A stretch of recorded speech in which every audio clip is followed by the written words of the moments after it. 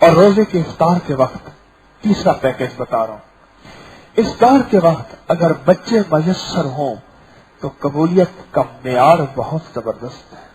بچے ہوں تو میرے پاس بچے ہوتے ہیں تو ان کو افطار کے وقت چیزیں سامنے رکھی ہوتی ہیں اور وہ اٹھا کے کھانے کی کوشش بھی کرتے ہیں، کھا بھی جاتے ہیں، پھر دوسرے احتجاج بھی کرتے ہیں کہ دیکھیں یہ کھا رہا ہے، میں کہ بیٹا دیکھو افطار روزہ ہے، اس بیچارے کا روزہ کہاں، دیکھو بیٹا روزہ ہے، تاکہ یہ ادھر دیکھے ادھر آمین کہے، اس کی بھی بے چینی والی آمین ہو جائے۔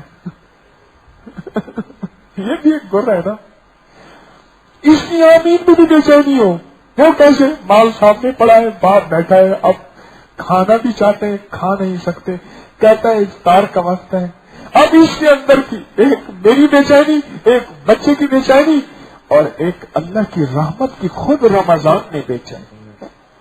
اللہ کی رحمت تو رمضان میں توقع کرتی ہے۔ اگر بچے میسر ہوں اور بچے ایک یا دو تو بچوں کو ساتھ بٹھا لیں اور دعا مانگے آخری لمحوں میں، اور گر گڑا کے کچھ کیفیت کے ساتھ۔ ایک ہے بہت بڑی دعا بے کیفیت کی، ایک ہے مختصر دعا کیفیت کی۔ یہ مختصر دعا جو کیفیت والی ہے زیادہ طاقتور ہے۔